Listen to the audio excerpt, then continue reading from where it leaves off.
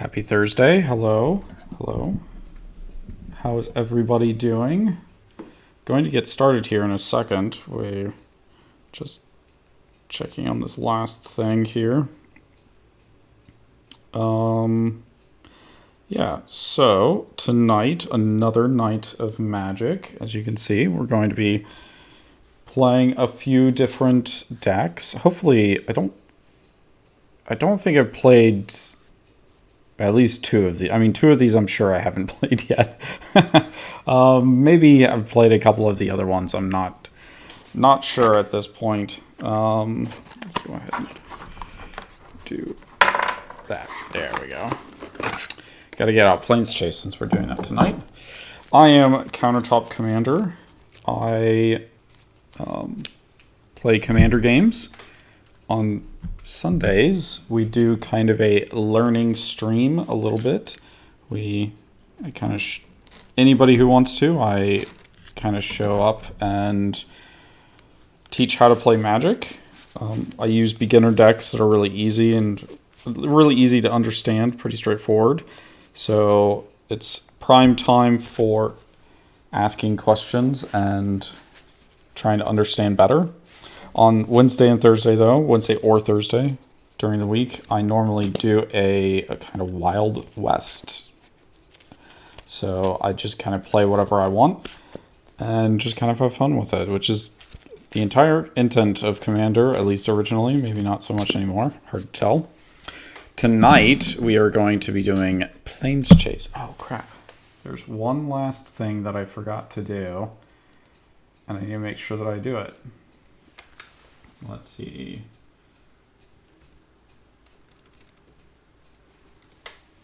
We have to make sure that we have Ask Urza pulled up. So hang on a second for me. We're going to double check that this is actually linked correctly.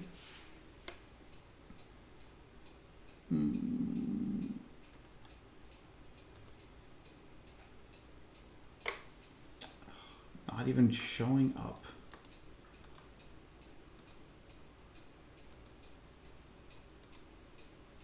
Okay, let's make sure that... Yeah, there we go. Look, he's showing up on screen. We're going to need that for our Plains Chase. If you're unfamiliar, with how I've been doing Plains Chase, I have my own dice to do Plains Chase with. And they have some special symbols on there, including the one that just came up, which is sort of a... I guess I've been calling it relic. So if I roll the relic symbol, then we get to make our own temporary card based on what Ask Urza gives us.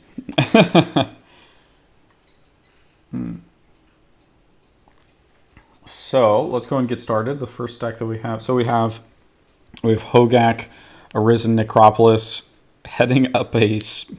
Sorry, we're doing I guess kind of crappy bad tribal decks. So each of these are a tribal deck that I've admittedly made to be terrible, or at least semi-terrible. So we have Hogak, the leader of a skeleton tribal deck, which is just terrible. This deck is terrible. We have two other decks that are pretty decent. They're actually like okay. We have a Colorless Slivers. Normally slivers are scary and monstrous and everyone hates them. In this case, the entire deck, other than the commander, is colorless. All of it. There's no colored mana symbols at all in the entire deck. We're going to try to make a sliver. We're going to try to play slivers essentially with only... We're basically going to create colorless creature tokens and turn them into slivers if we can. That's at least the intention. We'll see if it actually works out or not. And then we have Atraxa, the original Atraxa, and she is heading up Saproling, 4-color Saprolings. And it's a pretty dedicated deck to it. I don't know, I've enjoyed it. And then our final deck of the night is another very crappy deck, which is Green-White Knights. I have a Black-White Knights, and it does pretty good. It's not too bad. Green-White Knights, not so much. So, and you could see me having trouble getting a decent hand with it while I was setting up. So let's go and get started. Let's go and reveal what our first plane is, and it is Shiv. So all creatures have fire breathing, and if you roll chaos, you get a 5/5 red dragon. That seems like a really good thing for players who are not going to be doing so hot, especially, let's see. Okay, well, at least we have a swamp here, and I think that I'm going to go ahead and want it. So let's go ahead, put that swamp into play tapped. We kind of lose its ability, unfortunately, but since we don't have a swamp, there's not much helping that. Let's go ahead and roll to see if we can get chaos here. Oh my gosh, we did get chaos. Holy crap. Okay, so apparently we're going to just jump right into this with a 5/5 dragon. And it's going to help us cast... it's actually going to help us with getting Hogak out. Yeah, it can. Yeah, it can, Mr. B. Good to see you today. But we're not playing black-white knights. We are playing green-white knights, so we don't get to use that combination. It would be nice to be able to use that combination in green-white or Selesnya, but we cannot since Hakon is in black is a black card. Unfortunate. So we got ourselves a dragon. Let's keep going then. Can't do anything with it this turn, but next turn for sure. Okay, Colorless Slivers. Oh, and Morphon Knights. Yeah, that works too. It can be pretty dastardly. Let's see, Forsaken Monument. That's going to be really good for us. Now, if only I could get any color of mana. I have Gemstone Array in my hand, but we'll have to get there somehow. Let's go ahead and Urza's Power Plant. I don't know that I really want Grafdigger to play Grafdigger's Cage right now. We're just going to see if we can't get ourselves a 5/5 dragon. No. Let's re-roll that. Let's see if we can get something. I've known about Hakon for quite a long time. Planeswalk. Okay, well, so much for dragons, I guess. Only the skeleton deck that feels like Dark Souls is going to get the creature. Ecotopolis. Interesting. Kefale. I don't know that plane. Okay, so when you planeswalk to it or at the beginning of your upkeep, put a scroll counter on Erotopolis, and then you gain life equal to the number of scroll counters on it. Oh, interesting. But then when it gets 10 or more, you planeswalk. That's fine. Let's go ahead and put that counter on there. And gain a life. I better do that before I forget. Yeah, just... You could do... there's a card...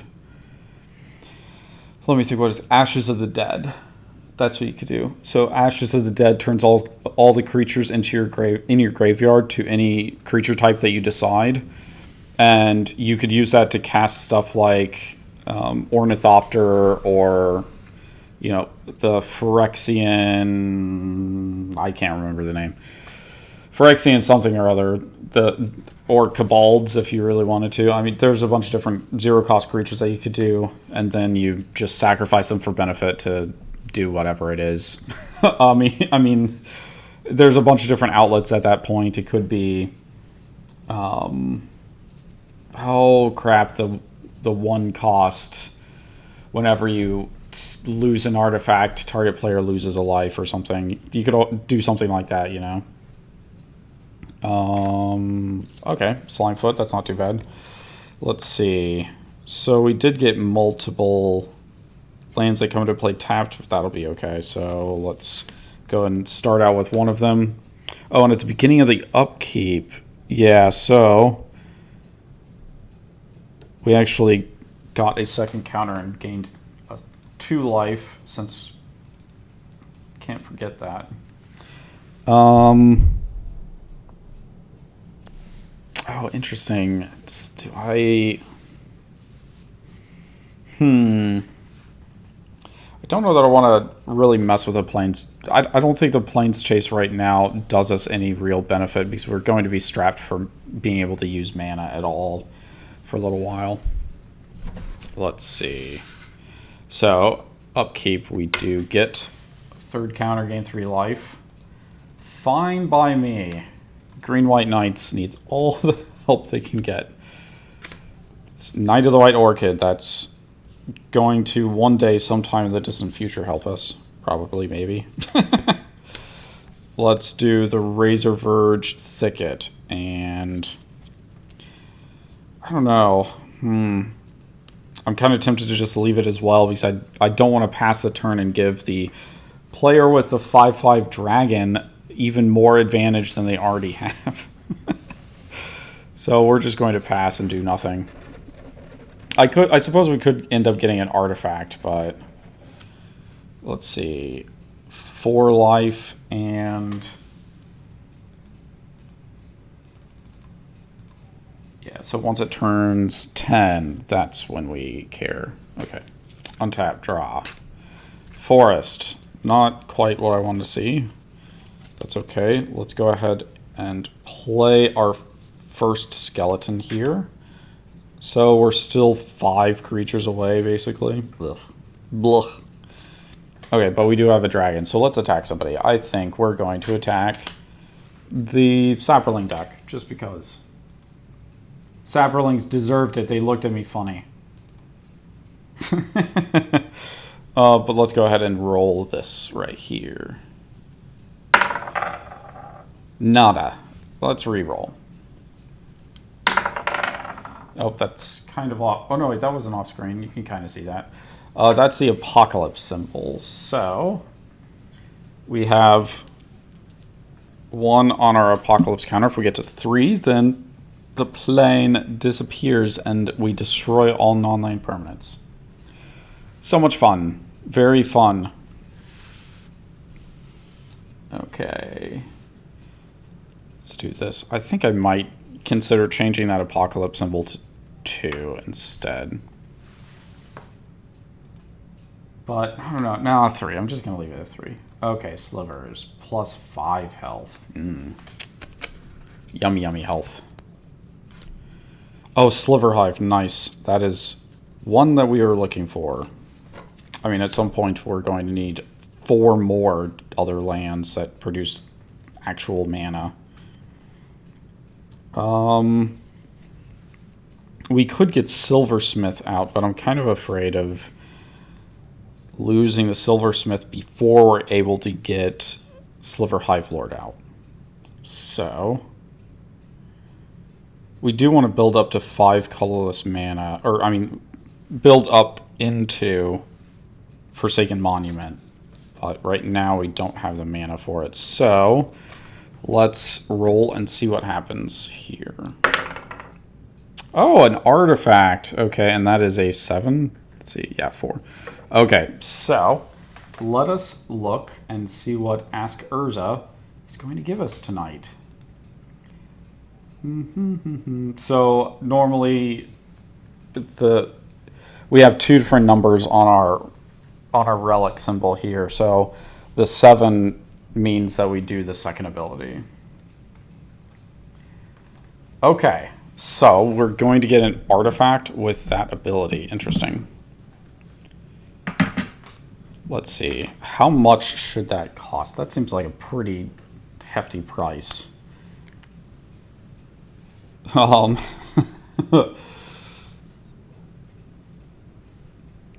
Create 2, 3, 3. Oh, I need to actually spell words correctly. That would help. Green beasts. And that will actually do us really... If we can hold on to this artifact, then that will be good for us later when we're creating other... when we're creating creatures and having them be slivers. So let's see. What should we call this? Do you have an idea? Any fun ideas bouncing around of what we should call this artifact?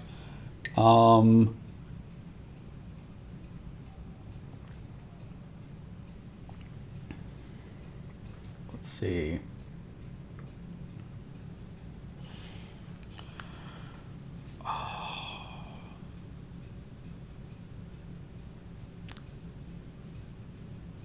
I'm trying to think. Man, I wish I could remember. What is Tomb Raider movie? Let's see. What is the temple they go to?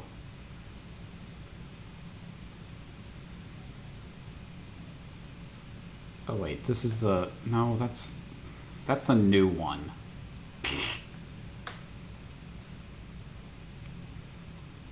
Lara Croft Tomb Raider 2001. That was a very, very long time ago.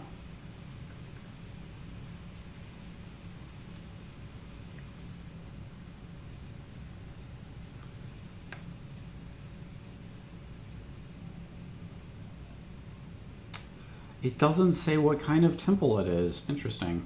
I mean, it says it's Cambodia, but... Let's see.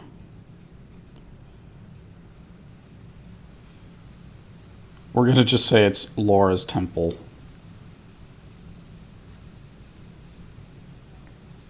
And, I mean, 6 would be an appropriate cost, so let's say 7. I mean, pay 3 mana for a 3/3, so 2 3/3s would cost 6 generally, except that we're an artifact, so we cost a little bit more. Seems like a good deal. Okay, that was the first one. Let's go ahead and tap and see again. Let's roll another time. Blank. Blank. Okay, that's fine. Burp. Let's keep going. And 6 life. 6. Oh no, I want to see. No. Poo. Yeah, there we go. Going pretty well with the life, I think. Draw. Oh, Thalid Shell Dweller. Oh, do I... Maybe I go ahead and play this one and put other lands into play tapped after this. I think that's maybe what I'm going to go ahead and do. Just so we can get some counters going and start getting Saprolings made. But let's go ahead and give our free roll here. Planeswalk. Okay, well, that's fine. No more of that. No more free health, I guess. And we are going to Oteria. So, instant and sorcery cards in graveyards have flashback.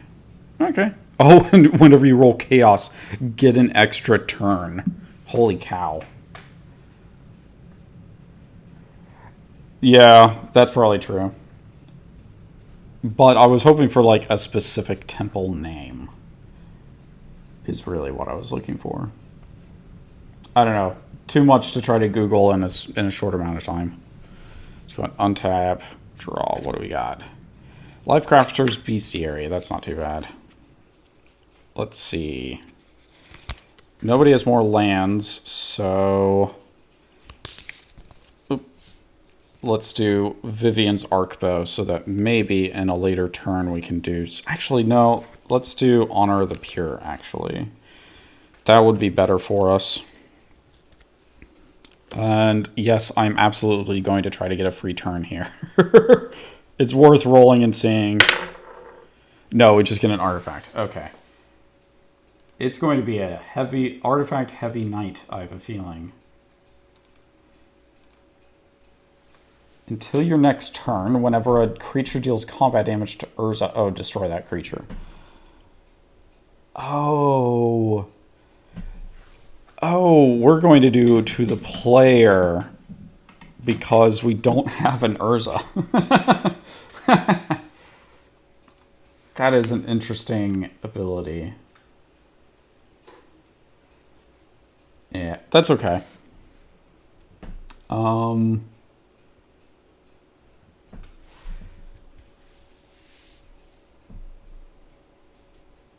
I think maybe this is something that we do.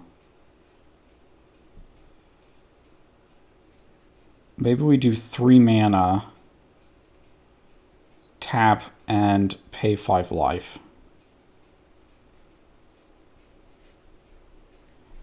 I think this seems fair. Oh, no, wait. No. We don't want to... Well, maybe 5 seems a little high. Let's go into do 3.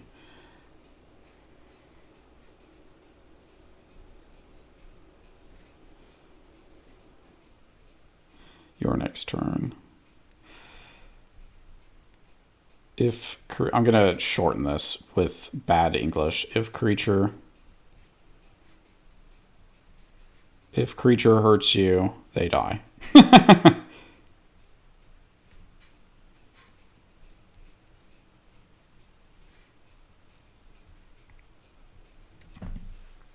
Okay.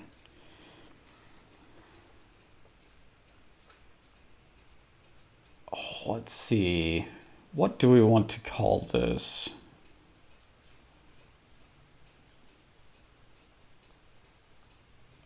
Oh, power shield generator.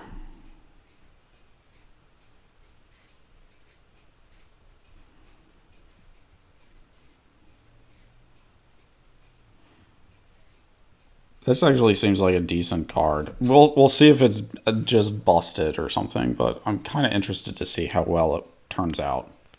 Because that's not too much mana and it's not too much life, but that could definitely, since it lasts over multiple other opponents' turns, like it lasts until it comes back to you, that seems like a pretty decent thing to just potentially wipe out somebody's army.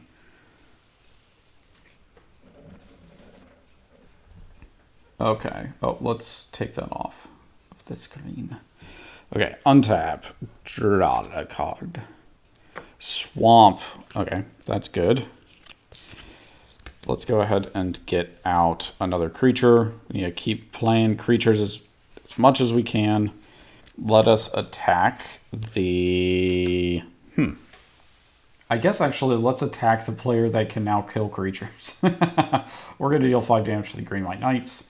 And roll for that extra turn, because that sweet extra turn would be great.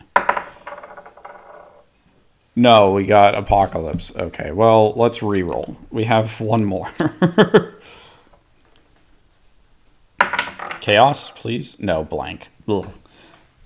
Poop. Nothing fun yet. We're not seeing that chaos. Seems like we don't see as much chaos as I think we should. But there are 2 symbols for it. There's basically 2 symbols for everything else. So, it seems weird. I don't know. We'll see. Draw a card.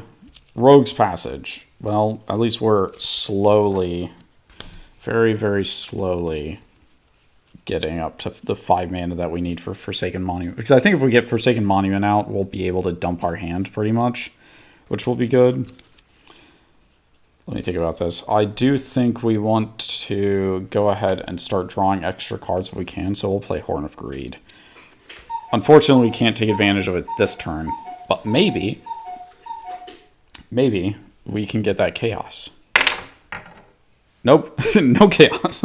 No chaos for you. Nope. Have you gotten any games in, Mr. B? Any trouncing of people lately? Let's see. Untap. Upkeep. We do get a counter.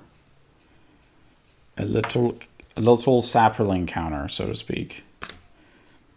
The Ozolith. Holy cow. That's great. That's super good. And we're absolutely going to go ahead and play the Ozolith because the longer it gets out where we can take advantage of it, that's really good. Nice. Interesting. Okay, yeah. Good. Let's see here.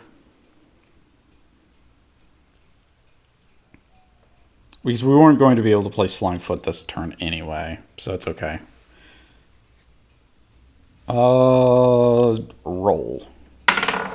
Nope. Off the table. Can't allow that. Planeswalk. Fine. That was a good one, though. I wanted to be there. I wanted to make a mountain of skulls. Did you all see the giant mountain of skulls? Okay, this is unfortunate. Whenever you planeswalk, we got to Sanctum of Sarah. Whenever you planeswalk away from it, destroy all non-land permanents. I have a feeling that people are not going to want to destroy all non-land permanents. And whenever you roll chaos, you may have your life total become 20. Not so good. Not a good plane for this part of the game. Draw a card. Return to nature. Yeah, this actually, like, really... Oh, wait, I wasn't going to do that. I wanted to do this first. Knight of the White Orchid. And that way I could get a land, a plains. Let's see, a plains card. Do I have a crazy plains card? That would be a good question that I do not know the answer to. Not for this deck. I have no idea. Mostly basic land is looking like. Still mostly basic land. Yeah. So we're just getting a basic plains and it comes into play. Yeah, there we go. Okay.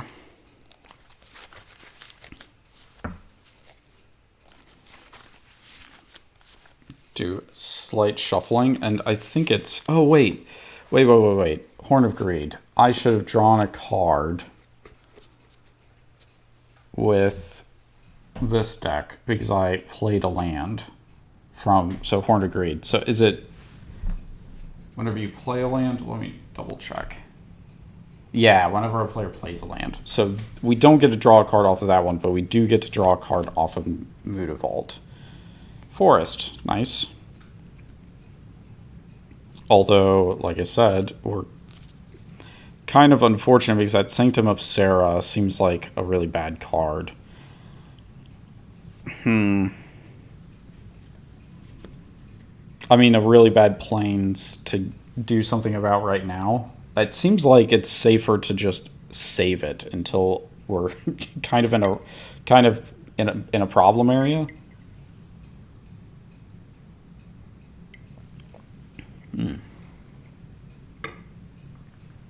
Okay. Just keep spinning. Just keep spinning.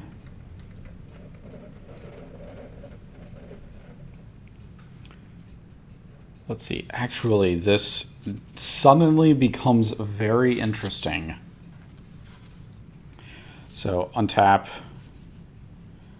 Upkeep, draw a card. So, okay, that's fine. Let's go and play a forest, which means we draw a card from Horn of Greed. And so we can do something crazy here. I think this sounds crazy, but let's go ahead and do it. We're going to sacrifice this dragon to the Karazda Guild Mage so that we can create 5 green Saprolings. So you know what? I'm going to do this. We have 5 of these.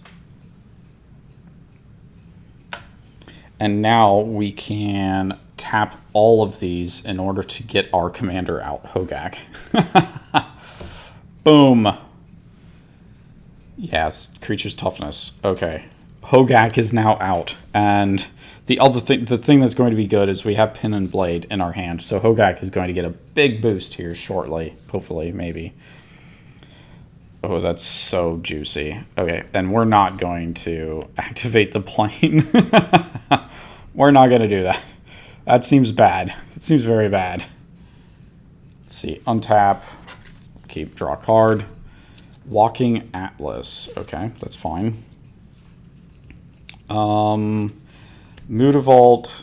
Draw a card. Soul Ring. Nice. Although, see, here's my deal. I kind of want to planeswalk away and see what happens. So I want to try to planeswalk away because if we... Yeah, there we go. We're going to destroy all non-lane permanents. And this is so that I can be able to get out my Soul Ring without it getting destroyed. So let's go ahead and get rid of all of these cards. Unfortunately, and we are going to Plains Chase over to Turi Island. So creature spells cost 2 less to cast. Okay. And whenever you roll Chaos, reveal the top 3 cards of your library. Put all creature cards revealed this way into your hand and the rest into your graveyard. Wow. That's pretty good, honestly. Because that means that we can just put Walking Atlas directly into play. We're going to do Soul Ring, and then we're going to do Forsaken Monument. And that means that here shortly... Yeah, here shortly we're going to be able to do Gemstone Array and basically get all of the mana that we need. Oh, that's nice. All the mana that we need to cast Silver Hive Lord and start doing silly stuff like we have Sliver Smith in our hand. Fun deal. Fun. And, oh man, we got rid of so many things now. So, yeah, Ozolith is destroyed. Do untap, draw a card. An island. Well, if only we could use that. Let's see. I'm thinking that we want to Nature's Lore and play a land this turn. So let's do this. We will a creature this turn. Wait, so no, I guess we can't do both.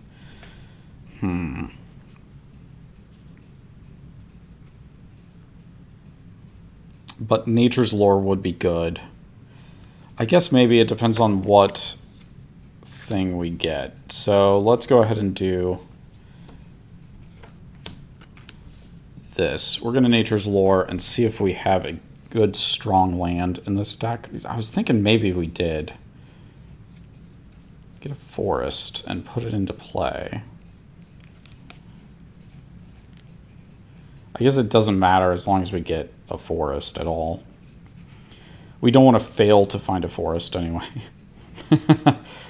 That would just not be good. Oh, yeah, okay, well, there you go. Bayou. I'll get the dual land. I'll do the fun stuff here.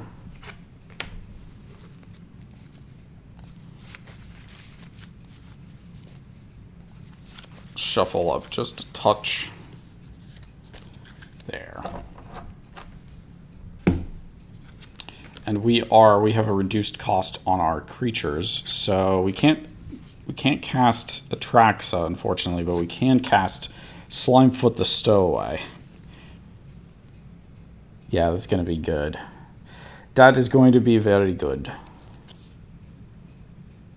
We are really close to... We'll be able to cast Atraxa next turn, for sure, and then we can start doing stuff like we have the Thallid Devourer. Do we...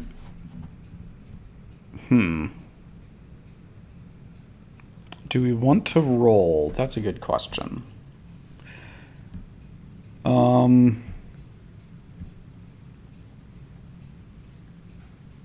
Yeah, because Hogak, basically. Chaos. Okay, reveal the top 3 cards of your library. Put all creature cards into your hand, the rest into your graveyard. It's unfortunate. Let's go ahead and try to reroll. And not Chaos. That was off the table. Another Chaos. Holy crap. And that is... We got Thallid Germinator, I guess. That's okay. But we got rid of some more cards, like Fungal Bloom, which I actually probably wanted. Oh well. Let's see. So, Power Shield Generator, that got destroyed. Oh well, Earthbound Reference is gone. And these are, that's actually really sad. The Honor of the Pure being gone kind of stinks a little bit. Okay, draw a card for the turn. Overwhelming Stampede. That's not too bad.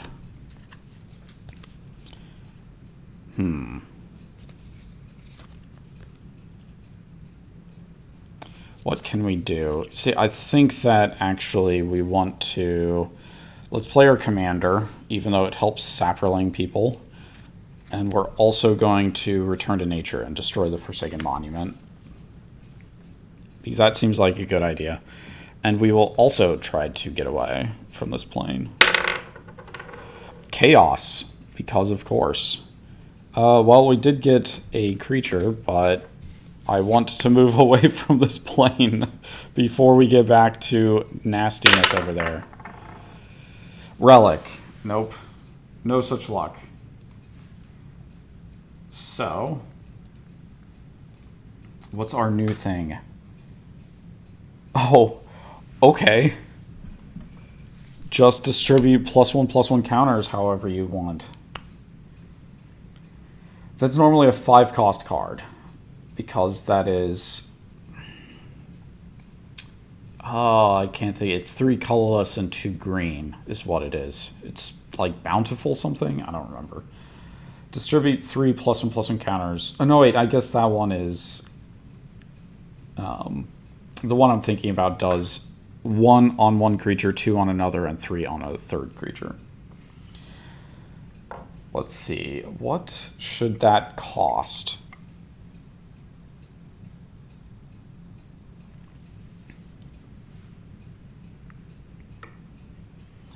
I don't know. Let's do 4.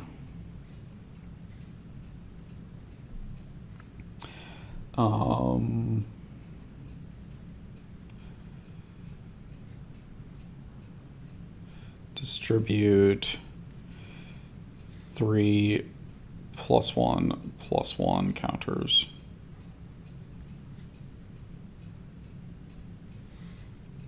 On up to 3 creatures.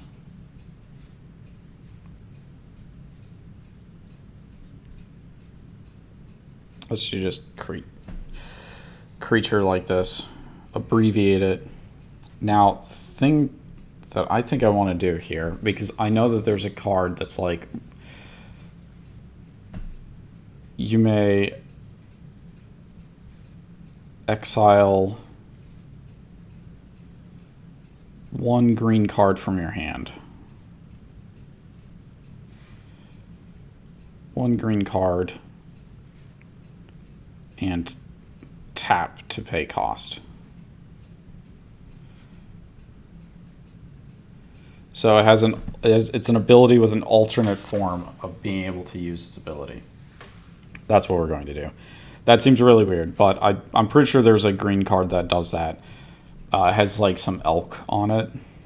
I'd have to look it up though.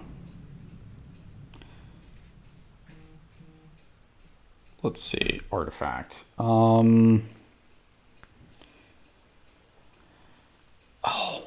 What should we call this?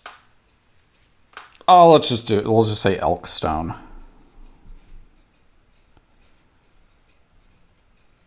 Very, very creative names here.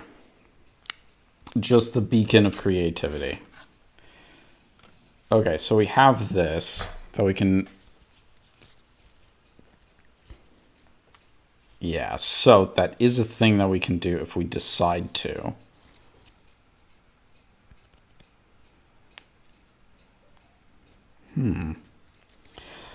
It does make our Sidar Kondo of Jamura a little less potent, but I don't think that's necessarily a terrible thing.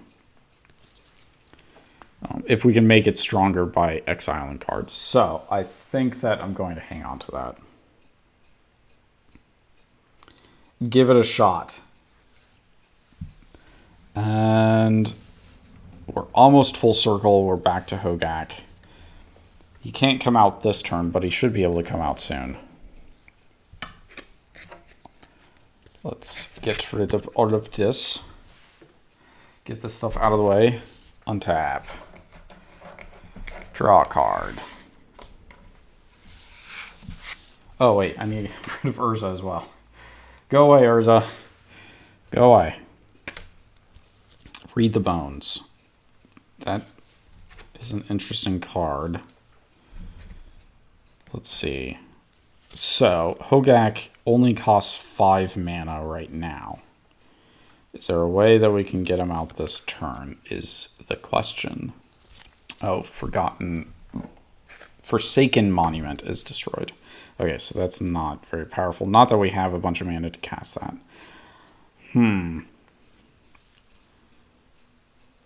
Let's see. We only have 2 black mana, unfortunately. I think that's the thing that's holding us back this turn. Because we do have, let's see. I guess we could, no wait, well, no, because it's not, this, Read the Bones is not putting cards into the graveyard. Let's just go ahead and get 2 creatures out, and then we will leave it at that. 2 more skeletons. Rot Farm Skeleton and Drudge Reavers. Scary skeletons. See, if we had one more black mana, if we had a swamp instead of another forest, then we could have done it. We could have done Hogak this turn. Anyway. Unfortunately, we're just going to have to pass because we want Turi Island. We want to keep it. We want it for ourselves. Now, back to the slivers. I think Cascading Cataracts. Okay, so that's a land that does things that we want. Let's go ahead and do that then. So, we need 3 more. Actually, I guess Sliver Hive. So there's 5 mana there, and that gets us 1 of each color of mana, and we get Sliver Hive Lord. Let's also do... Oh wait, the Hogak we could have left in the graveyard. I think that was my intention, is to leave it in the graveyard, but I guess I screwed that up. Let's go ahead and do a Grafdigger's Cage now. So that if Hogak does come out, we will have stomped on it a little bit. And we'll make it harder to come just straight back from the graveyard. So we want to get off this plane. Let's not get off of this plane. It's exactly what I wanted. Actually, let's... Walking Atlas, 1 more land, and let's try to do that again. Planeswalk, yeah. Hogak, just a little bit harder to get to.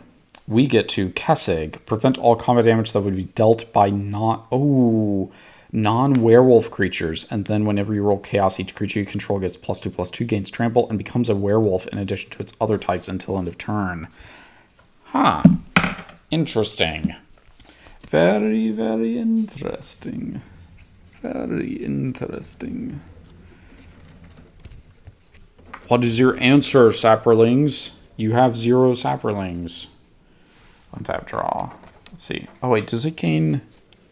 It just gains trample. Okay, that's okay. Put this into our hand.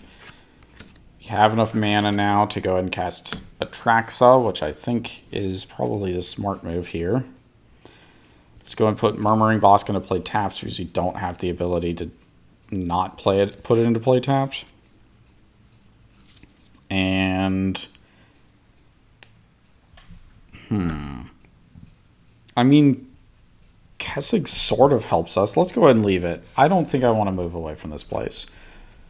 Getting overrun effects are generally pretty good.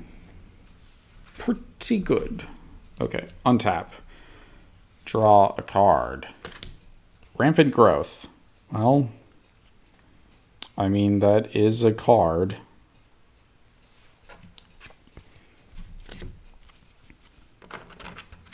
But I'm not sure that it necessarily helps us all that much.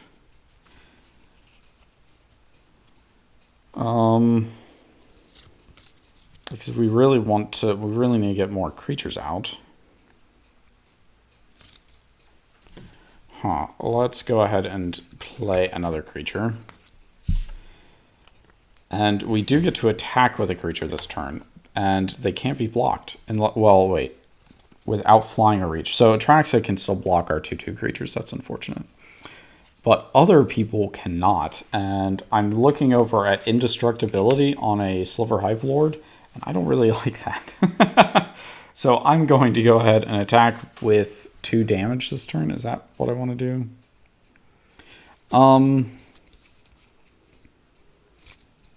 Actually, after they don't declare blockers, I'm going to Elk Stone and put all 3 +1/+1 counters on. Actually, not that one. 3 +1/+1 counters on this guy. So now he's dealing 5 damage, 5 commander damage even. Let's go and look at the life totals actually. Since we've did some mixing arounds. +5. And you have cast once. You have cast once. You have cast once. And actually everybody has. Wow! I don't think last week we had everybody cast the commander. Interesting. Okay. I think that's it that we want to do this turn. Although... Oh, no, wait. Prevent all combat... No. Prevent all combat damage. Poo. Let's see. I should keep reading the cards that I've already played. We're going to try to get away from this place, actually. Nothing. Let's try again. Kessig not helping us one bit. Chaos. +2/+2 and a werewolf. That actually doesn't help us at all. Like, not... Well...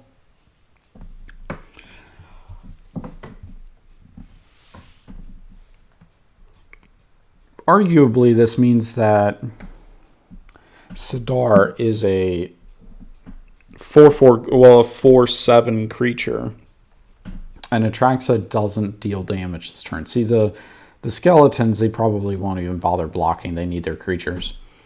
The Sliver Hive Lord has more power than us, so we can't destroy the Sliver Hive Lord, and it has indestructibility anyway. So, yeah, let's go ahead and attack the Sapling deck because they are a non-werewolf.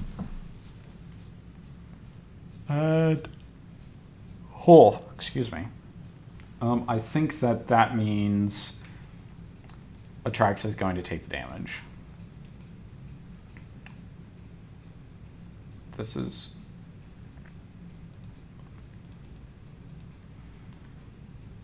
Slivers. Need to go up again. Atraxa needs to go down. Okay. There we go. Now I've fixed everything. Moving on. Moving on to the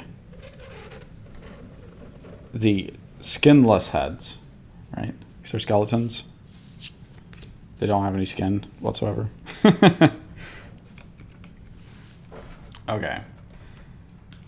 Untap, draw a card. What do we got? Golgari Germination. Okay, interesting.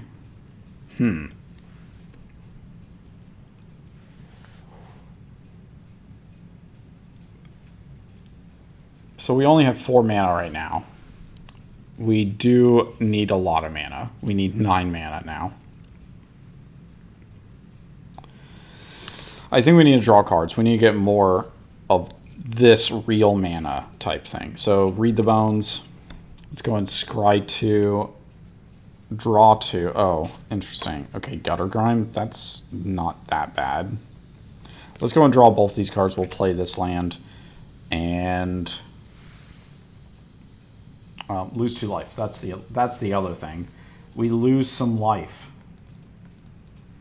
Okay. Yeah. Because we need 1 more mana, and then we can do Death Mutation, and we can probably get something... We can get enough creatures to maybe cast Hogak again.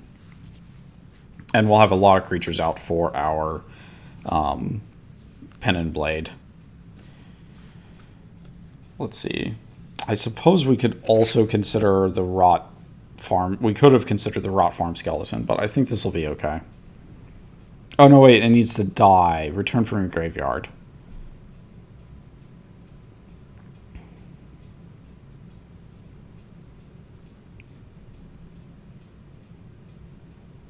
Actually, I have to think about that.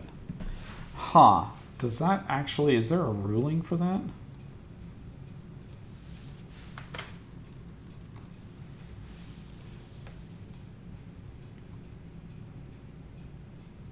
Only if it's in your graveyard. Okay, that was a clarification that they made.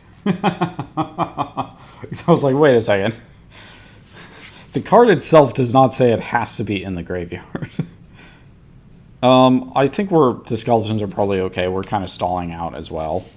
I mean, stalling for getting more creatures out to play Hogak. So, Worn Power Stone. Okay, semi-good card. But we do want slivers. So let's go ahead and play our Sliversmith, and then we will go ahead and cast... Actually, we do have enough mana to make a sliver with Sliver Hive.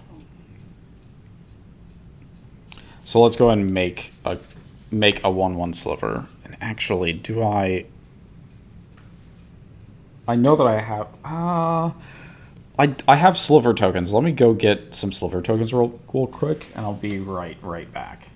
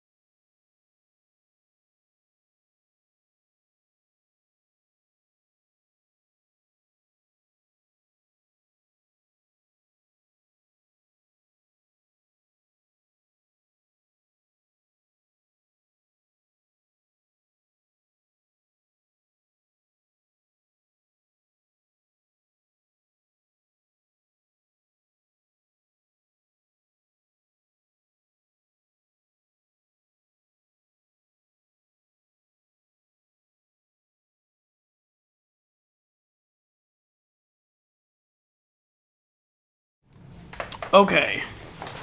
This should be my... Thank you, Cuckoo Clock, just on time. This should be the box that I have, which have sliver tokens in it. Hang on a second.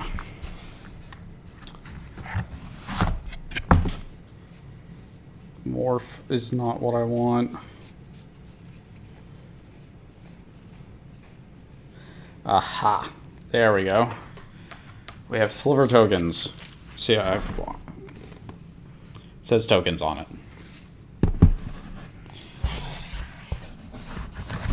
Oh, don't fall down.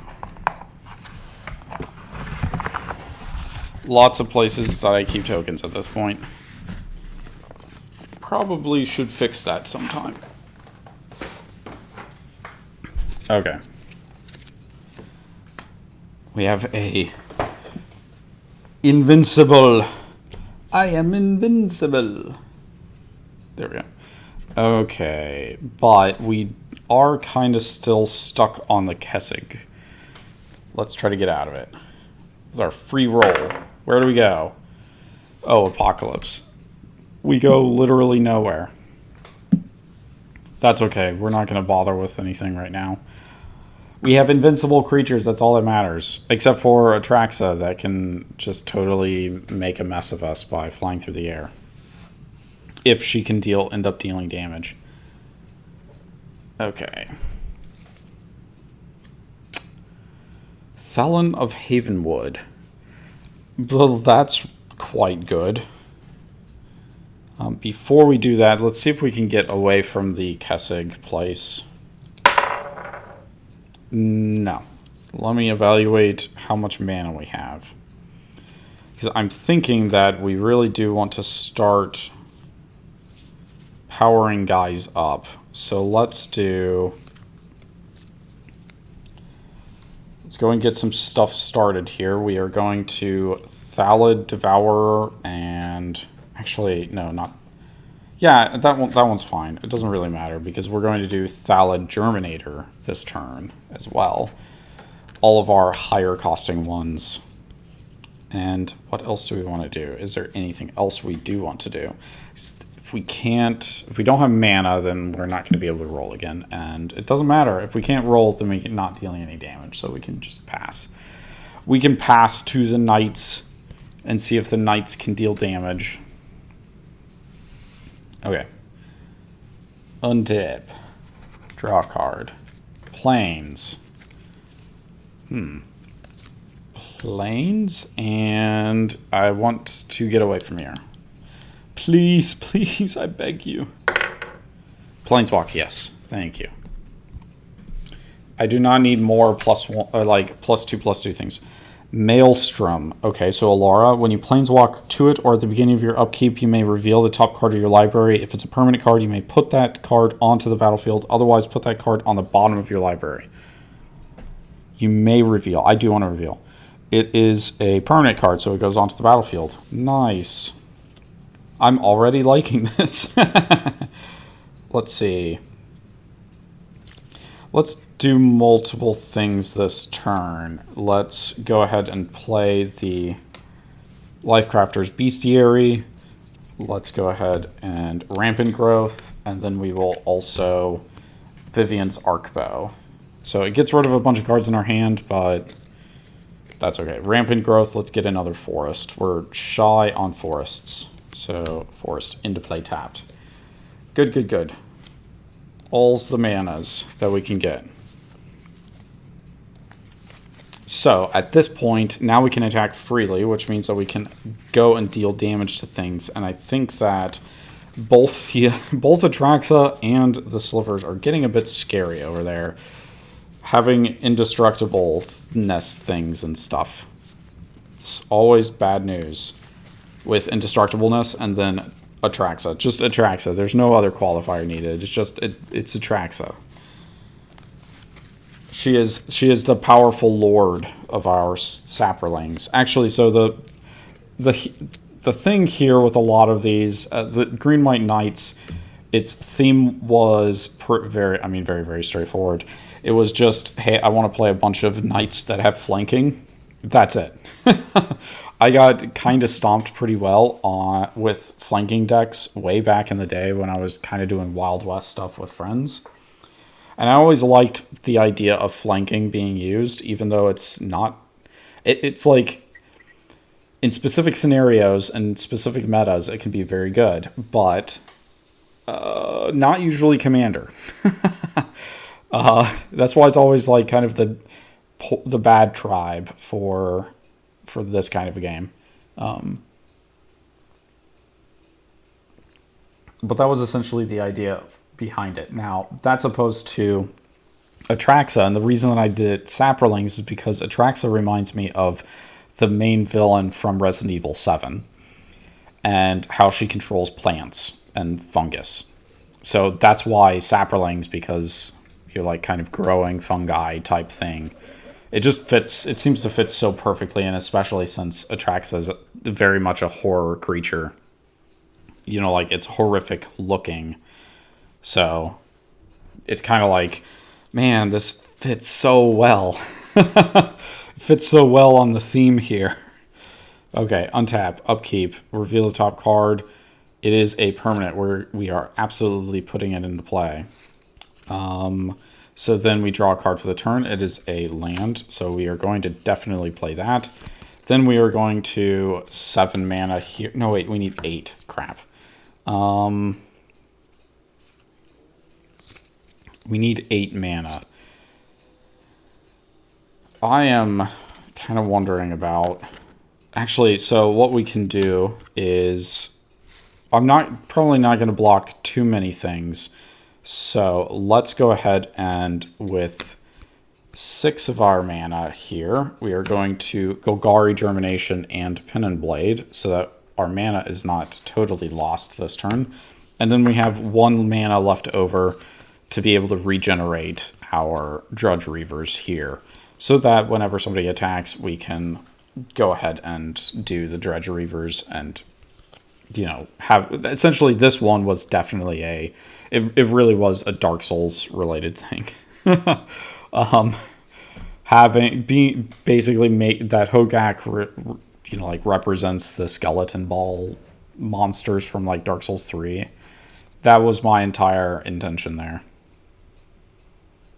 Yeah, let's just keep going. I want to keep passing. So it's kind of fun to just get, I don't know, maybe we'll just all agree that the Maelstrom seems like a really good plane, and we'll just keep doing this because getting out cards for free will be pretty pleasing. So upkeep over here, it's a permanent, goes into play, draw a card for the turn. Oh, nice. So actually though, well, man, that is unfortunate, because I don't really want to get rid of that land because it's part of the Urza stuff. So I think that means we are going to 5 mana here. We will create actually, let's switch out that. Oh, no. Whoa, well, we do have Rogue's Passage. I don't know. Interesting. This is a bit of a dilemma because definitely Rogue's Passage starts helping us out a lot by being able to attack people without consequence, essentially. So I think maybe we are going to have that Rogue's Passage, and then we will probably tap our Haunted Fengraf here to activate Sliversmith, and create another Saproling. Not a Saproling, another Sliver, another Indestructible Sliver. So there's 2 of them now. And we are giving unblockability to Sliver Hive Lord. So let's go to combat, and looking at the life totals. I mean, this does make me think that Hogak will be coming out here shortly, which I can't really do anything about. The Green-White Knights seem like they're not doing enough of anything at all, so I'm not worried about them. Atraxa is looking a little bit more scary, though, especially since Atraxa can attack over me, so let's go ahead and attack her first. Let's go and deal 5 damage to her. Okay. No, that's not what I wanted. There we go. Yeah.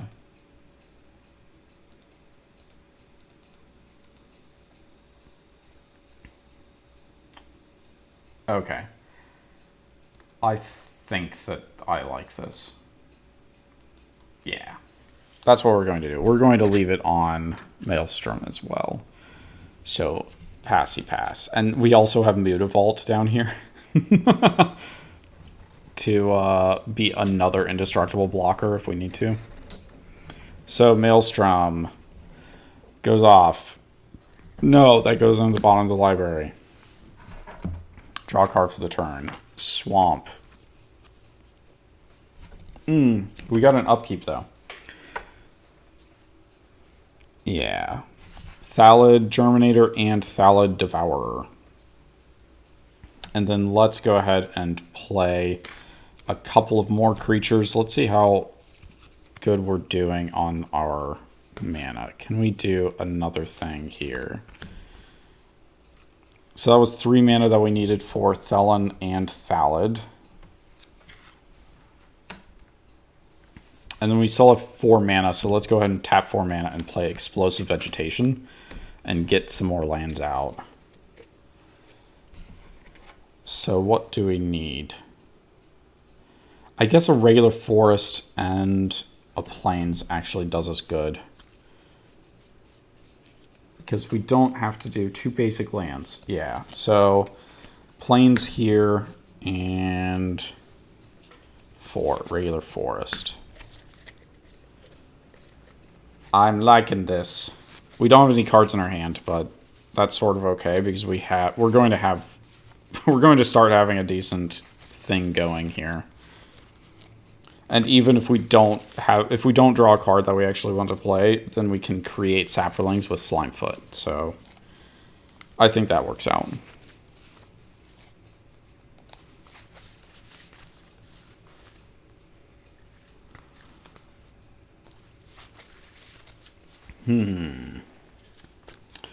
Shuffled up. Now, we're going to attack somebody with a Traxa, and I think that it's going to be Slivers, because Slivers are being quite rude.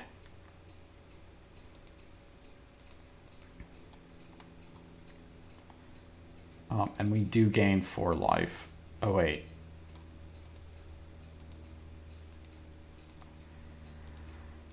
Oops. I put 5 damage on on stuff that was incorrect. Each fungus, yeah. We have plenty of fungi. Okay, in the end of our turn, we proliferate. So yes, we are going to put additional +1/+1 counters on those creatures. And pass the turn. So, Maelstrom, untap, upkeep. Oh, wow. Sigiled Sword of Valoran. That's good. Draw a card for the turn. Mirren Crusader, even.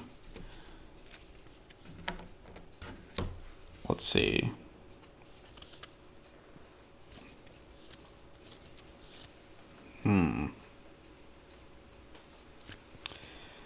Do we want to get rid of something? That's a good question. I don't know, like the pin and blade over there is really problematic.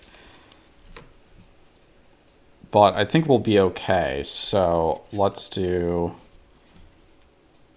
1, 2, 3. We'll play Mirren Crusader, and then we will pay 3 more.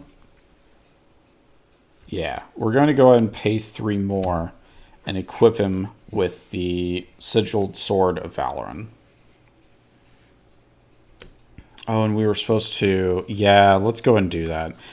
I don't want to forget about Lifecrafter's Bestiary, so we're going to rearrange our mana so that we have a floating forest to be able to draw a card off. And we were supposed to scribe 1 too. We're just going to say, well, we wanted the top card. I need to actually keep up with my own cards. Okay, Cultivate in our hand. That's okay. Let's see. Do we attack somebody? I don't know, honestly.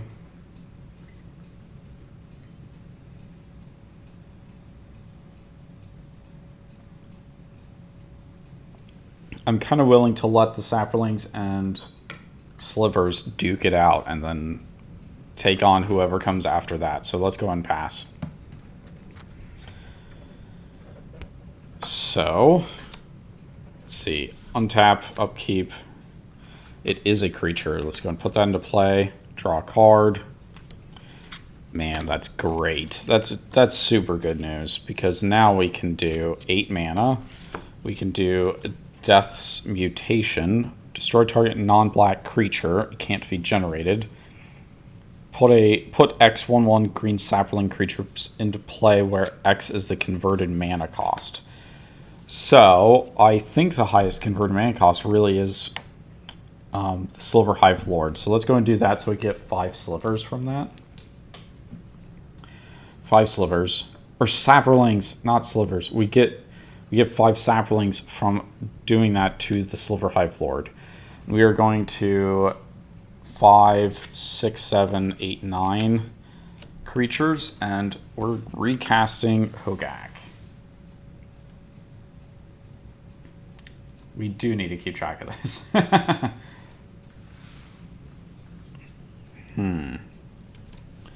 Okay. I am okay with this. And we will pass the turn. So Sliver Hive Lord didn't get destroyed because it has indestructibility. Let's see. Untap. Upkeep. Birthing Bows. We'll do that. Fine. Draw a card for the turn. Voltaic Key. Well, that would be good if we had something that cared about that at all. Let me think about this. So we could do Birthing Bows and make a Sliver creature, but then we wouldn't be able to do Rogue's Passage, I think. So let's do these ones to do Rogue's Passage, and then I think doing this and doing the Birthing Bowels might be good. So we're just going to put that up there, and we have a... We're going to put a counter on it to represent that we have... Actually, I guess a creature, like just a blank card here would be good. Like this. I don't know. I think I need to write it down. 2/2 changeling, essentially. I know there's a token for it, but Shapeshifter? Yeah, there you go. I know there's a token for it, but I don't have a token.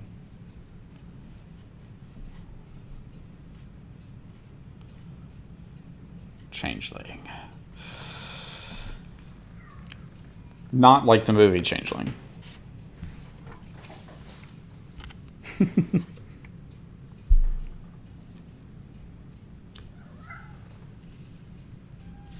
Okay, so we do need to attack. Let us deal 5 damage to the Atraxa deck, because, like I said, looking pretty stiff competition from them.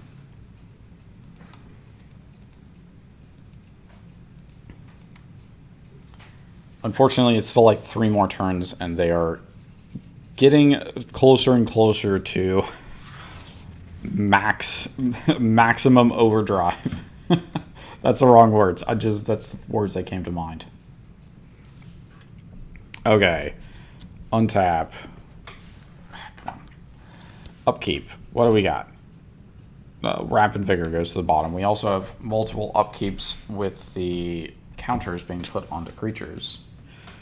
Thallid gets 1. These guys get 1 as well. 3. There we go. Draw a card. Deathspore Thallid. Nice. Ooh.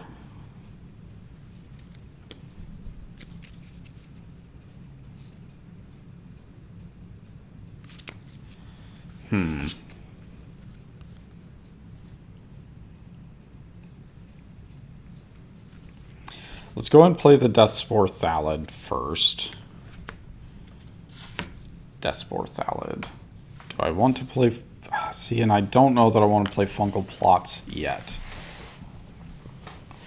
Because instead, I could Slimefoot a token. So let's go ahead and do that. We got ourselves a Saproling. Yay! Okay. 4 damage. Oh, wait, that doesn't tap. 4 damage in the air. Over at the Slivers.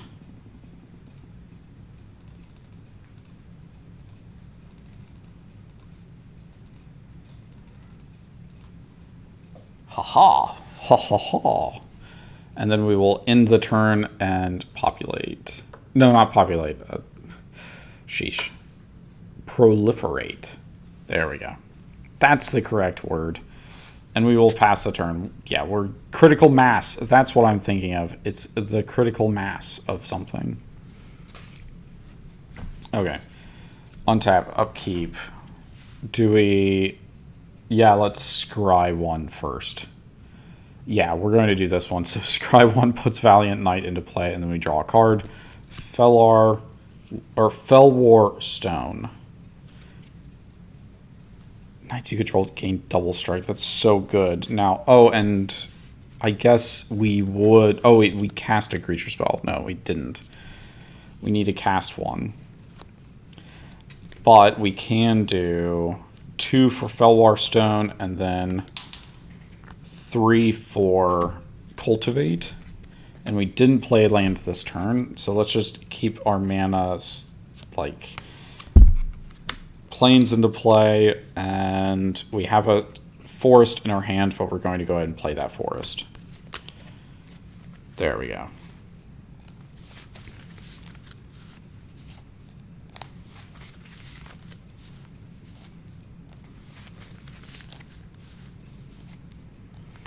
We're actually doing pretty good because we have that overwhelming Stampede in our hand, and we can end up dealing a lot of damage with it.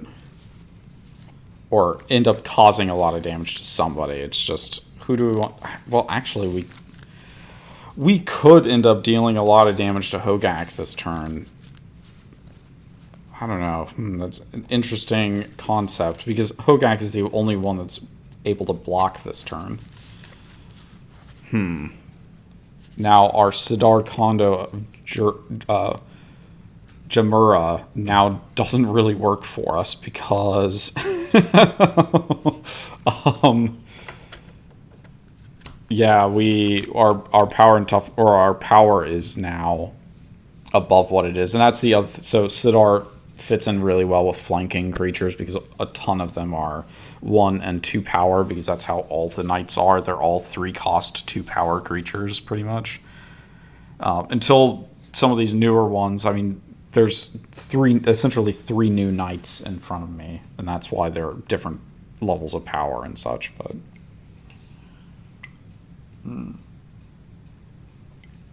actually, I could wait until Hogak attacks and then do something, because then I could double strike and do the overwhelming Stampede in a turn. So I think maybe instead we are going to pay 5 and do Shamanic Revelation and draw 4 cards. Okay. Yeah. Oh, Collective Blessing. Nice. And we have a land for next turn, but yeah, we'll take that. That seems good. Okay, we are going to pass the turn. We're not going to do anything. Don't make yourself too big of a target, essentially. Let's see. Maelstrom. Untap. Upkeep, draw a card. Oh, no, wait. This is the Maelstrom ability. So then we draw a card for the turn. Ball of Bone. How much mana do we have? So we have 8 mana still. We could use 4 of that for Pin and Blade, which is what we're probably going to do. Then we could do Wall of Bone as well, so maybe we do that. Pin and Blade. We take a risk that we are vulnerable from not being... So the cool thing about this is that since so many of these skeletons can regenerate themselves, it's really hard to, like... Or it can be hard, as long as I'm holding up the mana, to, like, just get rid of all of my creatures. So, Hogak, though, currently is 8, 13, 14, 15, 16, 17, 18, 19. It's currently a 19-19 with Trample. Let's look at the life totals.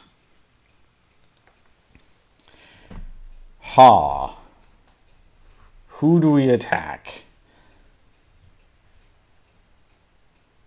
I'm actually kind of thinking Atraxa is a little bit more problematic here than not. The question is, do they have a card to stop me? They can create Saprolings, but I just can't see them being able to, like, get enough power and toughness.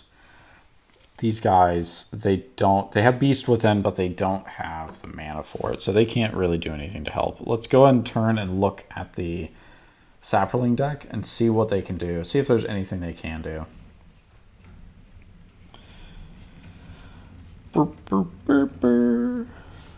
So the card they're holding is Fungal Plots, so no, they can't do anything with that. Thallid Germinator doesn't really help. Thelon of Havenwood does help because it gives +1/+1 to a lot of things. Although they do have a Traxa. That's essentially the saving grace right now, because they can at least kill Hogak. But Hogak would deal a ton of damage. So the question is really, can then Hogak do something about the Grafdigger's Cage to be able to replay Hogak easily from the graveyard?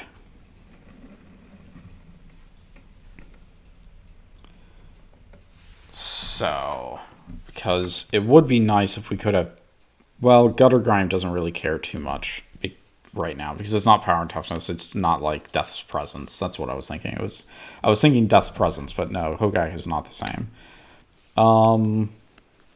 I know I do have cards to get rid of artifacts and enchantments in this deck, but we haven't drawn them yet.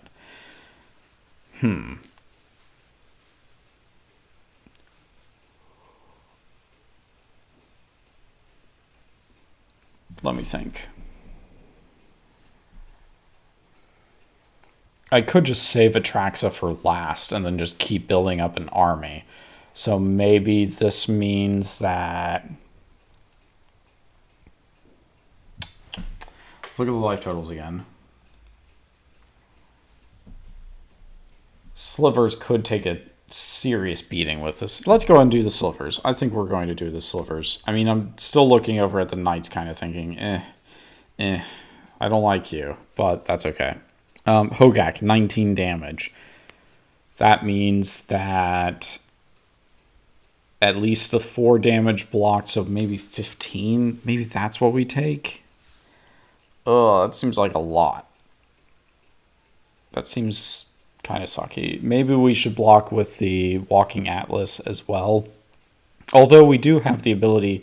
So, actually, let's just block with all the creatures that we have untapped, which means we have a Changeling, we have 2 Slivers, all those are indestructible, and then we have Walking Atlas and this Sliversmith. So, ultimately, that is 1, 2, 3, 4, 5, 6 damage. So, let's absorb 6 damage from the... What did I say? 8... Oh, wait, yeah, 8 here. Then we get... Oh, we get... So 8, 9, because this creature counts itself. So 9, 14, 15, 16, 17, 18, 19, 20. So 20 damage. I blocked 6 of it, so 14. And wait, that's the wrong one. 14 damage, and that is mainly from this. Wow. That is a big hit. Okay, we are passing the turn. Over here. Oops. Let's get rid of that life total. There we go. Okay. Maelstrom. Untap. Upkeep. Tome of Legends. Okay, it enters with a page counter on it. That's good. That's very good. Then we draw a card for the turn. The Immortal Sun. Nice. That's... Draw an additional card. Spells costing 1 less. Creatures you control get +1/+1. Okay.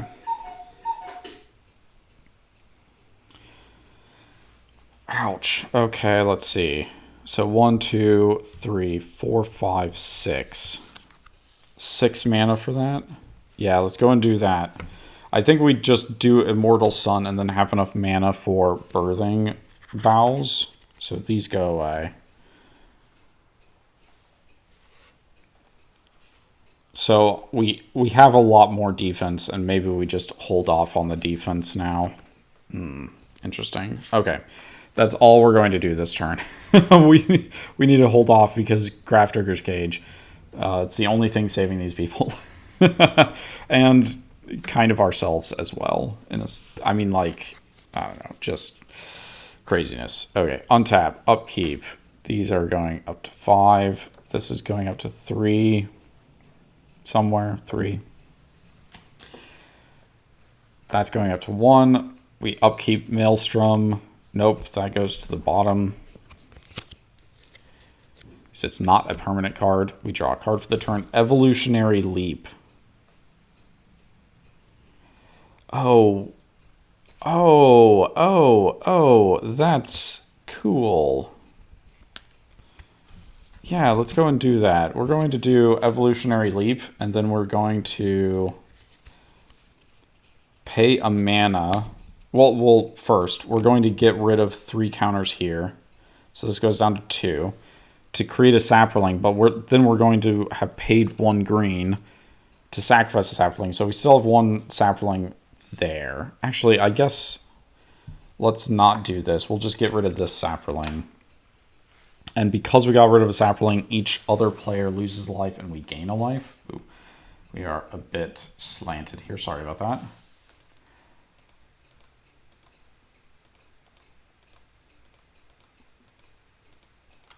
Yeah. So then we reveal cards from the top of your library until we reveal a creature card. Put that card into your hand. So, oh man, this is great, actually. Elvish Farmer. Yeah. So we're putting that into our hand. The rest on the bottom of our library in a random order.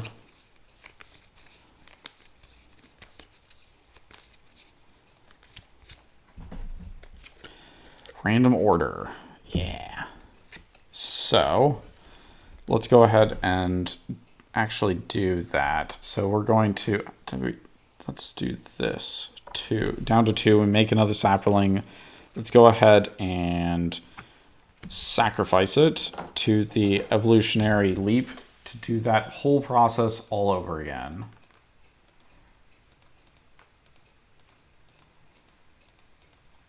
Okie dokie. Reveal cards at the top of our library. Savage Thallid. Not too bad. Regenerate target fungus, so that's nice.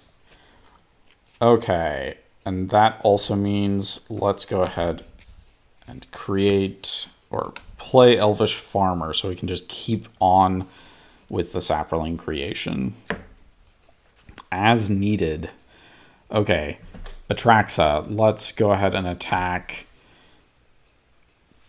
We're going to attack Hogak this time. Because he seems pretty dirty. That's more damage than I want to take. So, yeah, we're going to go ahead and do that. So this is our life totals now. So yes, Colorless Slivers are taking a big beating. Everybody else is still kind of at the beginning life total. And we have very few cards in hand, but that's sort of okay with us. Going over here, let's untap. During our upkeep, we scry 1. So let's scry 1. We're putting that on the bottom, I guess. And then we will reveal the top card of our library. It is a creature card. Let's put it into play. Draw a card for the turn. And we will put this into play tapped. Let's see. We do have Beast Within. So that's at least somewhat good. Let's see here. What can we do with our mana? So we need 3 mana at least for that. So what we have left over is 1, 2, 3, 4, 5, 6, 7, 8 mana left over. Playing 2 creatures this turn may be good. And then we'll still have stuff for... We can still collect a Blessing some other turn. So yeah, let's go and do that. So 1, 2, 3 for Silver Paladin, and 1, 2, 3 more for the other creature that we have in our hand. The Juniper Order Advocate over here. And Silverblade Paladin, let's pair it with Conclave Cavalier. Yeah, I'm kind of liking that. That seems pretty good. And since we cast a creature spell, actually, since we cast 2 creature spells, let's go ahead and draw 2 cards. And that's from the Lifecrafter's Bestiary. Hey, we got an even better card. We got Swords to Plowshares. So, well, and also Grim Flowering, but that's okay. Okay, so we're just continuing to hold off here. Pass the turn. Grim Flowering is probably one that we'll discard in order to use our Elk Stone artifact. So, untap. Upkeep. Reveal top card. What is it? It is a land, so we're going to put it in play. Draw a card. Open the Graves. Nice. Yeah, so I think since we already did the Pin and Blade, let's do 5 mana. Does that... No, we need another... Oh, wait, well...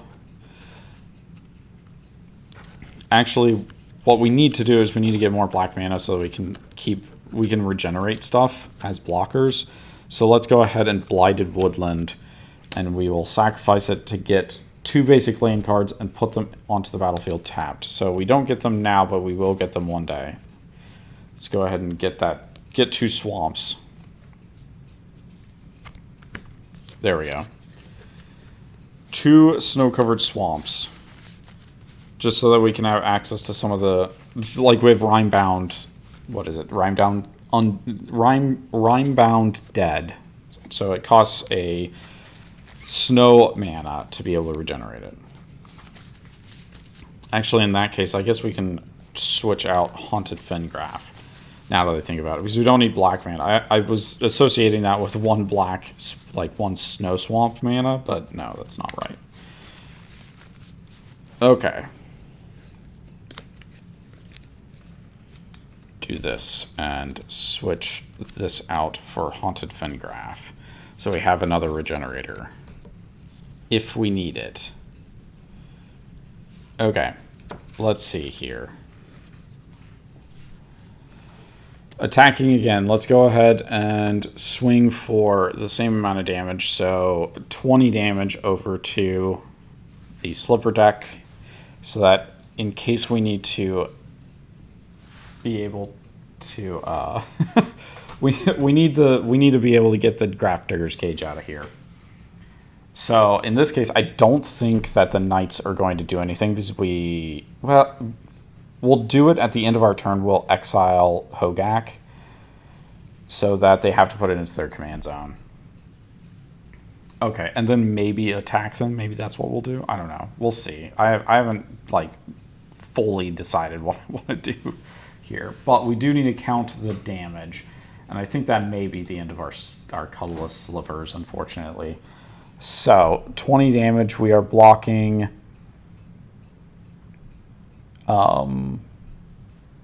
Let's see. Oh wait, did we miss anything with the Immortal Sun?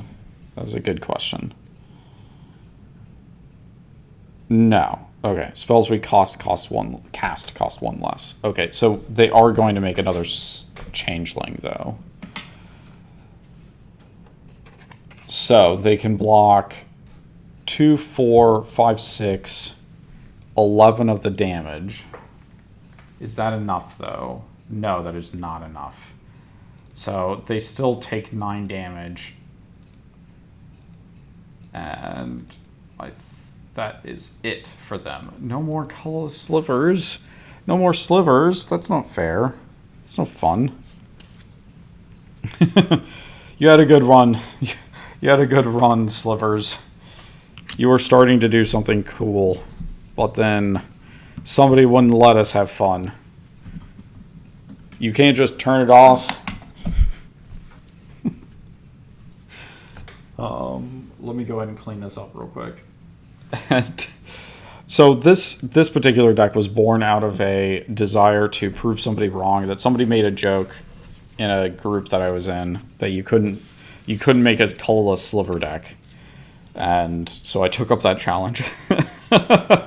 And I honestly have not regretted it since. It was a really fun deck to be able to build if you're interested. It tries. I mean, it still has cards that aren't, like Walking Atlas isn't a sliver, and it's not a creature that can necessarily become a sliver per se. Like, yes, we do have we have a couple of cards in here. Let me see if I can find them real quick. Or semi-quick. So we have Oh, I'm just going Maskwood Nexus, so it turns every creature you control into every creature type. We also have the Hivestone, a creature you control are slivers. So we do have the ability to turn some stuff into slivers, but then we do actually have, or tried to put in, I tried to put in cards that were slivers, like Sliver Construct. Here's Riptide Replicator. You basically craft a creature with the stuff that you want, because you choose a color and a creature type. And then, we saw them, the other card that creates changelings, and let me see. I don't know. There was something else I was thinking. There's a couple of other ones. Metallic Mimic is the chosen creature type in addition to its other types. So there's some stuff in there. It's just not necessarily like straightforward, easy something to do. And it has been a work in progress. So I just appreciate the effort that went into making it, and making it into a truly colorless deck that could still cast a 5-color commander. So Sliver Hive Lord is dead. And we move on to Atraxa, who was supposed to do Proliferate last turn, and we didn't at the end of the turn. So let's go and do that now. So untap, upkeep, we are going to put one here. This one is 4. This one is up there. This is 5 and 3. Okay, upkeep, Maelstrom. That is a land. Put into play. Draw a card. Second Harvest. Well, that would be a good card if we're not really like on a plan right now to take advantage of Second Harvest. Let's see. So maybe this is another case of 1, 2, 3. Let's go and put that down to 4. We will create a Saproling and then sacrifice the Saproling for the Evolutionary Leap, which means lose life, gain life. I don't even think we attacked last turn. No, wait, we did. We had to have. Oh, so Evolutionary Leap. Okay, Spore Flower. There we go. That's probably one that helps us out. So no creatures deal damage in combat this turn. So it's not great, but it still has some teeth to it. So let's go ahead and cast it. We can start putting counters on it, and maybe we can figure out a way to put a lot of counters on it. If only we had a way to draw cards, because I think we haven't gotten to any of those cards yet. Let me think about this. Do we want to just do another 5? Let's go ahead and do another 5, and we will cast the Savage Thallid here, so that we can just keep making as many Saprolings as we possibly can. Okay, so Atraxa is going to attack the City of the Dead for 4 more damage, and we gain 4 life. Okay. So we will pass the turn, and at the end of the turn, what do we want to do here? Because I'm thinking that we need to do Proliferate. Can't keep forgetting that. This goes up to 2. Okay. Okay, at the end of the turn, what do we want to do? We don't really like... Oh, man. We don't like Hogak.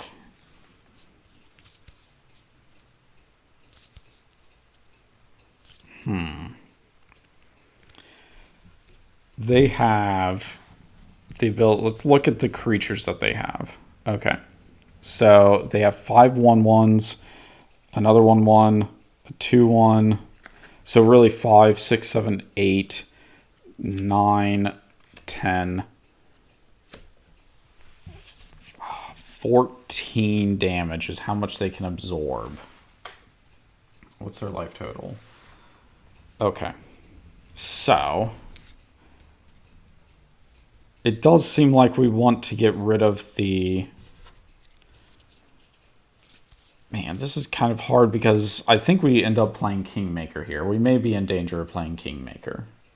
How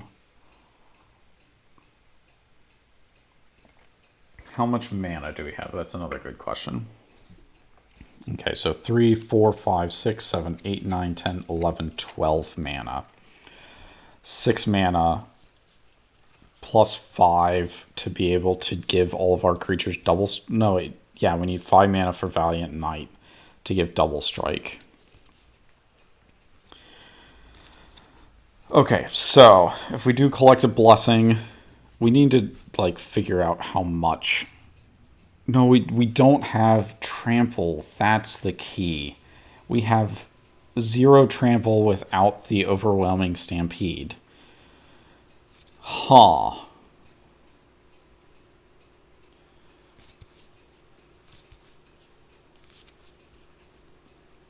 So it almost seems like we do still want to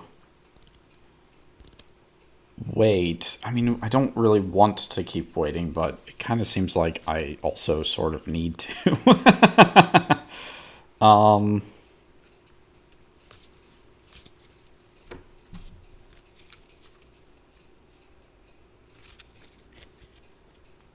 Man, I almost wish I had Shamanic Revelation, because I think there should be more than just Overwhelming Stampede. Let me turn this again. Atrax is getting really big with the number, especially with the number of creatures that she has.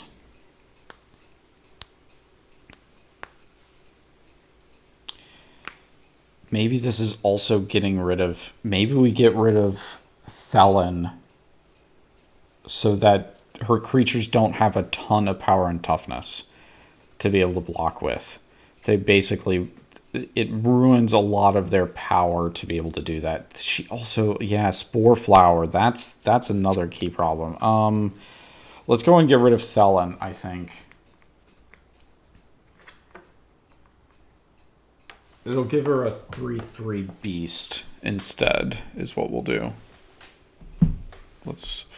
Oh, wait, we have... I see a 3/3 beast right there. Let's go and grab that one. Let's grab the beastie. Get a 3/3 beast. And that's... Sorry, that is 4 Beast Within. Okay.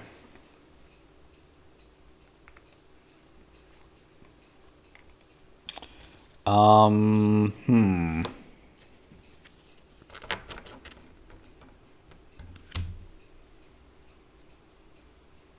don't know.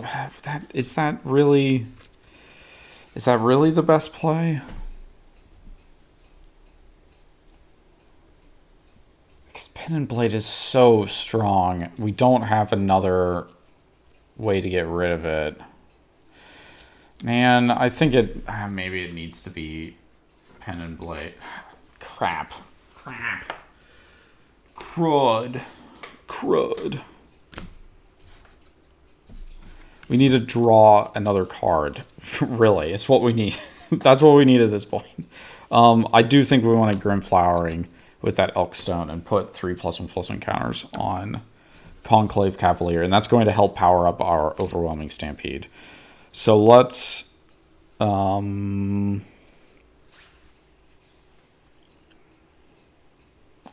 upkeep. Reveal the top card. It is a land. Comes into play tapped. Let's draw a card for the turn. Wilt Leaf Cavaliers. Still not much of the trample.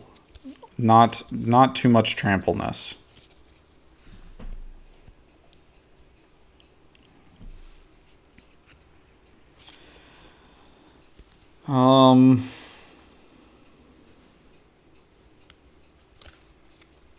I guess this does make me wonder, because if I can get rid of Spore Flower, then maybe I can slowly attrition, because Double Strike and big creatures are still going to go really far. And Mirran Crusader just tears through basically all of our creatures as well, so I can still maybe just do Mirran Crusader anyway.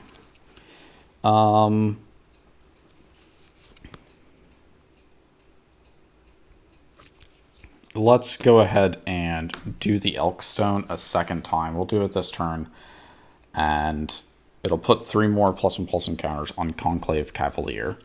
Okay, so I think that maybe that means that I get rid of Hogak, because I don't think that they have the capability of powering through this. So we'll do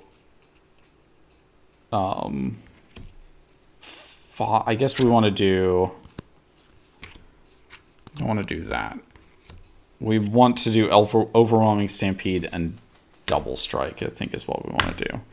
There we go. Overwhelming Stampede and Double Strike. I think that deals a significant portion of the damage that we need to deal.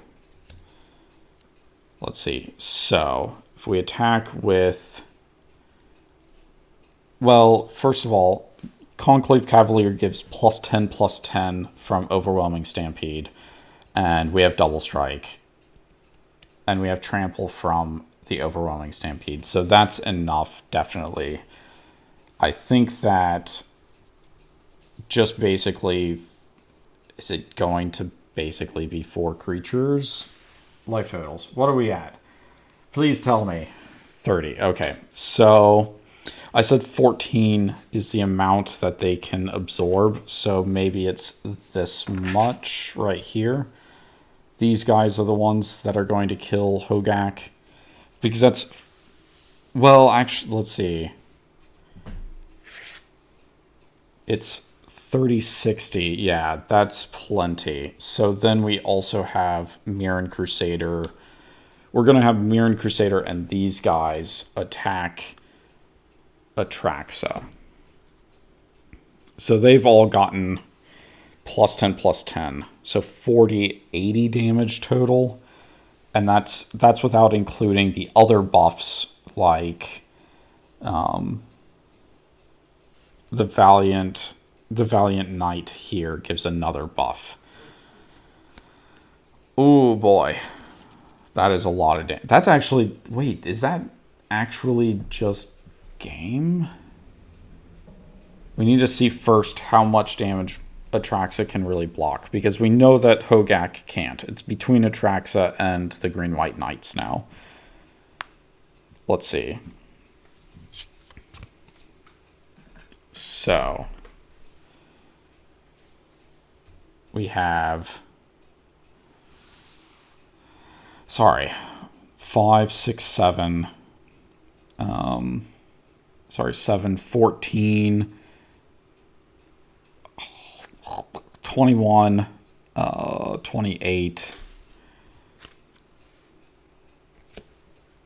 basically nothing, 28, 30, and then, let's see, is it each fungus? So this an elf, so it's just 4 here, 34, 37, 41. So we have 41 toughness out of this.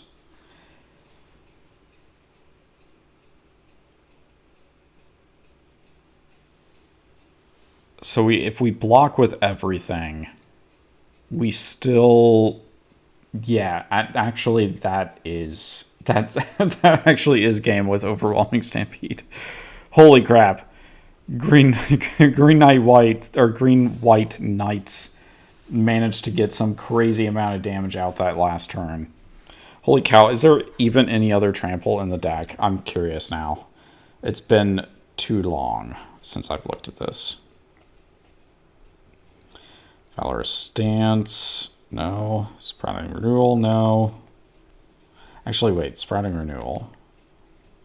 Okay, it's just create a soldier or destroy things. No. Nature's Blessing. So we can have Nature's Blessing that gives permanent trample, I think. Let's see. Yeah, it just permanently gains it.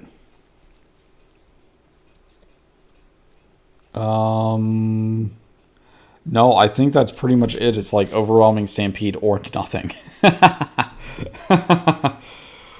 Wow. Okay, well, that was pretty fun. I liked getting to see what these decks got to do. I'm glad that I waited on Maelstrom. I ended up finding the Maelstrom. I know that it meant that we kind of stopped doing a lot of the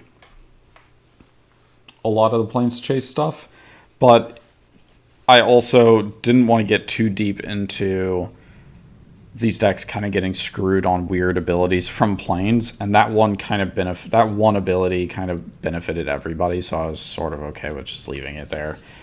It kind of made it more interesting too if everybody just kind of gets random cards, so I'm kind of glad for that. Oh, I think I'm going to go ahead and call. I'm not going to start another game, especially not with these decks. So thank you all for watching. I think we're going to stop for the night. Have a great weekend, and I will probably be back with a video game on Saturday morning, and I haven't decided what I'm going to do, so we'll see what it is. But until then, thank you all for watching. Bye.